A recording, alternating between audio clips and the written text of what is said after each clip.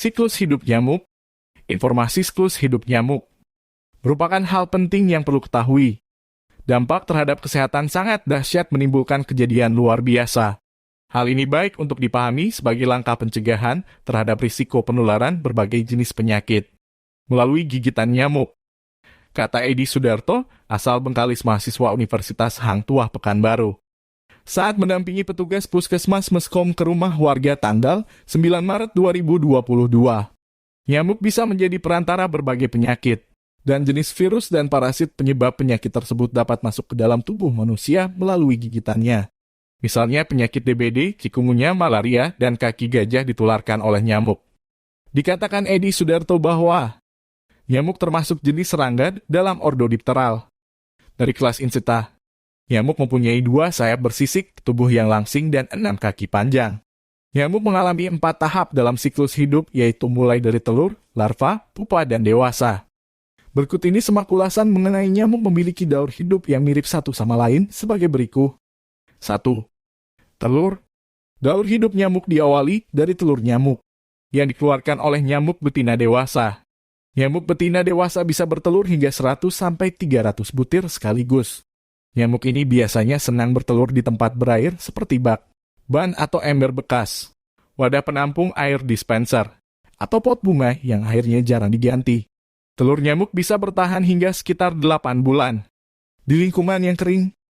Namun rata-rata telur nyamuk dapat menetas menjadi larva atau jentik nyamuk dalam waktu 24 sampai dengan 48 jam.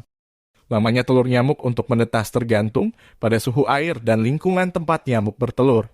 Kedua, jentik nyamuk atau larva. Jentik nyamuk atau larva tampak menyerupai ulat-ulat kecil di dalam air dengan ukuran rata-rata 1 cm.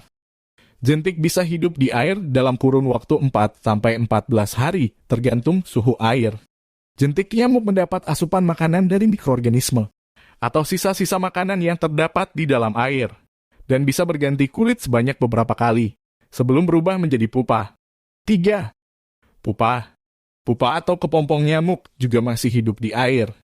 Pada tahap ini, pupa tidak memiliki mulut dan tidak makan. Bentuknya akan tampak sedikit mirip dengan jentik, tetapi ukuran kepalanya lebih besar dan bulat. Daur hidup nyamuk ini merupakan fase terakhir yang terjadi di air.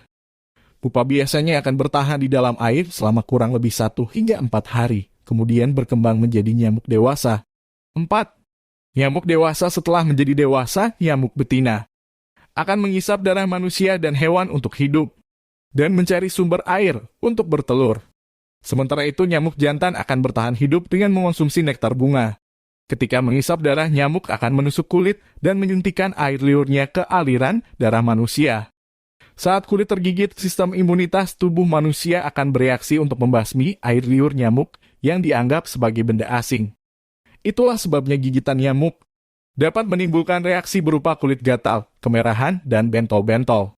Gigitan nyamuk juga dapat menularkan berbagai penyakit akibat masuknya virus ke dalam tubuh. Demikian sekilas informasi kesehatan. Terima kasih.